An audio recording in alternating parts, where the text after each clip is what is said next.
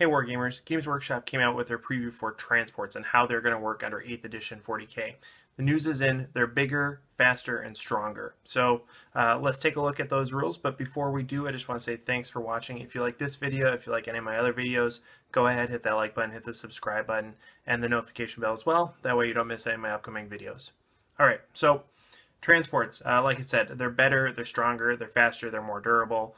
All these things make transports a much larger part of 8th edition than they were in 7th or 6th or earlier editions even.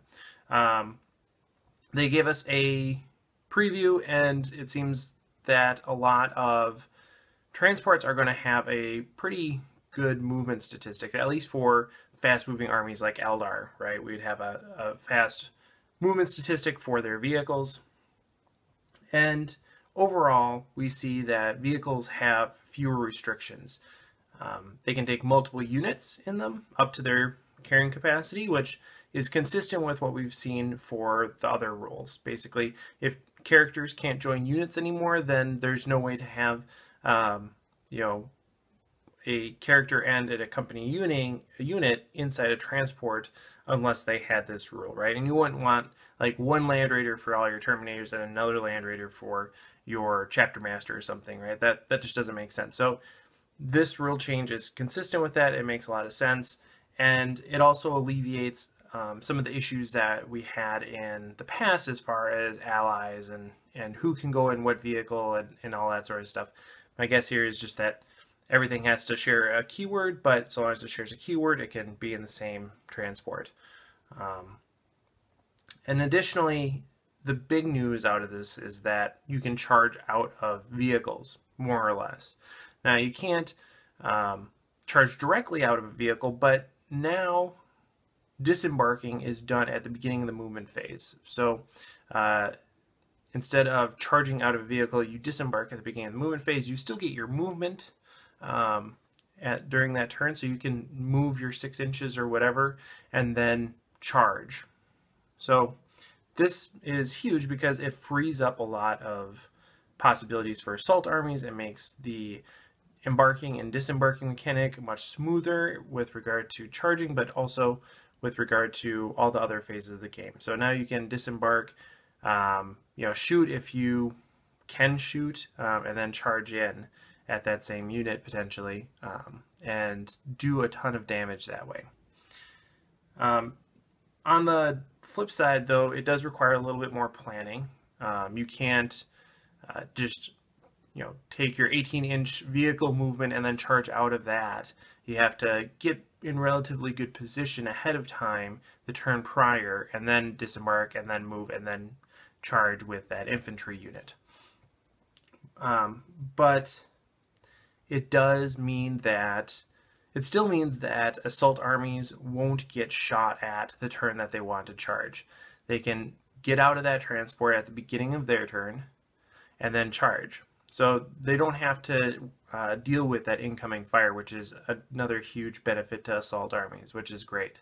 I think that's good, and having to have them get out in the movement phase as opposed to being able to sit in the transport throughout the movement phase, I think is a good way to balance that at least a little bit.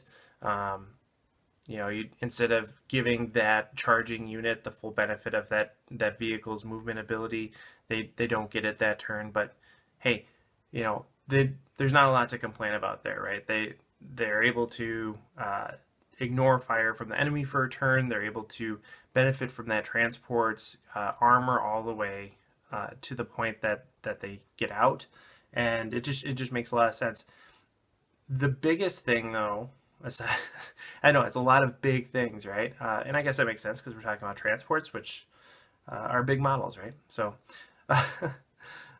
another huge thing is that because the vehicle now has a close combat profile, meaning it has a weapon skill, it has strength, it has attacks, because it now has that close combat profile, and because the embarked unit is now disembarked, that transport can now charge in ahead of the disembarked unit and soak up all the overwatch. And this means a few things. One, it means that transports are going to be, again, really important for assault armies, just like we have been discussing.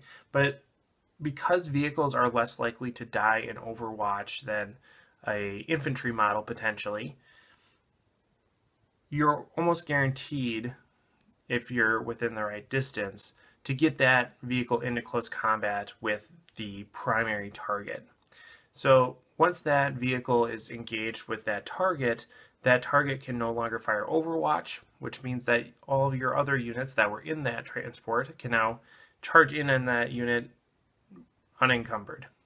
They don't have to suffer Overwatch. And because of the way the new assault rules work, that assaulting unit, your unit that was embarked in the transport, can charge in on that primary target, and even if they don't want to assault that unit, if they want to assault the unit next to it, they can use their pile and move, their 3-inch pile and move, and then move to assault that other unit without having to deal with Overwatch from them either. So you get in combat with two units, potentially more. You don't have to deal with Overwatch against your infantry from any of them, potentially.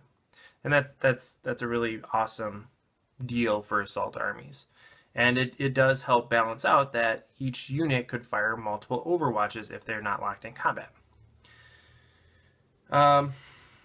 Yeah, so I think they talk about that in the article as being a really effective strategy, and I believe them. I believe that that's going to be something that we see a lot of, is vehicles charging in to units and soaking up the Overwatch for their infantry that they're carrying. And, you know, in some ways this makes sense. This is something that we would see in real life, right? You see the tank moving in and all the guys filing behind it to avoid fire. So it's thematic, it works. They also talk a little bit about open top vehicles.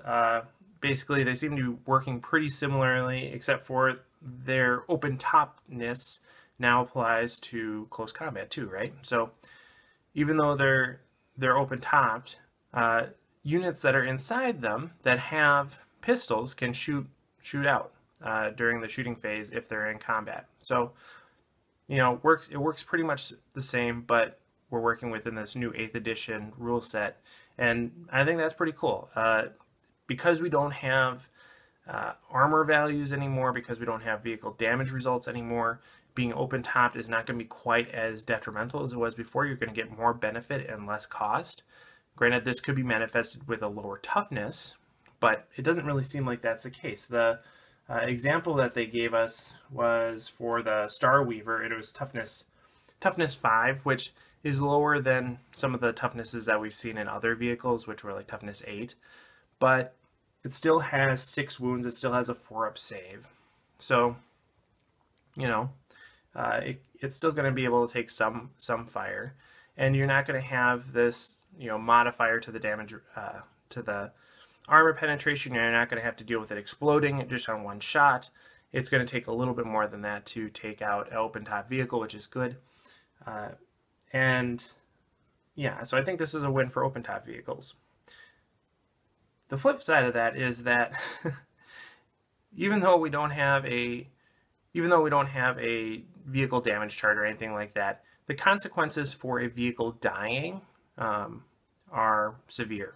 So because we don't have a vehicle damage chart anymore, there's no longer an explodes result or anything like that. Instead, any unit that is embarked on a vehicle that dies, that loses its last wound, roll for each one of those models. And if you roll a 1, that model is dead.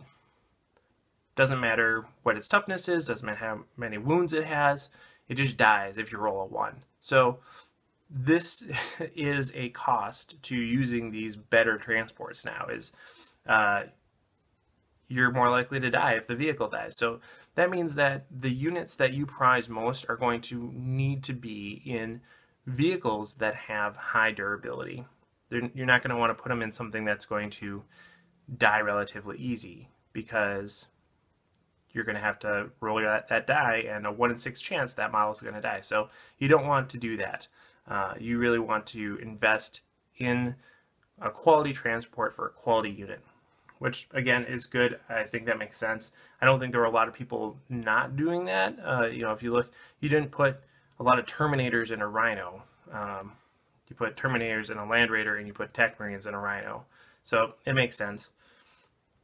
But yeah, I mean that's the big balance to these new rules, right? Is that when they die, it's going to be bad for anyone that's inside. So, use them accordingly. Get your guys out before that happens. And the good news with the new rule set is that it's probably not going to happen first turn, so you'll get at least one phase of movement out of most transports in most situations, and then you can disembark and then you can charge. And with this enhanced movement statistic on many vehicles, maybe that one turn of movement is going to be enough to get you to where you want to be. So that's good. Overall, I think this is a huge buff to vehicles. I think it's a huge buff to assault armies, and I think it's a little bit of a nerf to vehicles that are used primarily for positioning shooting units, like Pathfinders and a Devilfish. I think it'd be harder to use them because, if the vehicle doesn't make it or something, it's just not, it's bad all around. You're not really necessarily gaining that much of the benefit of these new rules. You're not getting as much out of it as assault armies or armies that are using other types of vehicles. So if you're a shooting army that are using vehicles primarily for positioning, maybe this isn't as good for you. But overall, I think this is a huge boost to vehicles and a huge boost to transports specifically. So let me know what you think in the comments below, and of course, happy wargaming.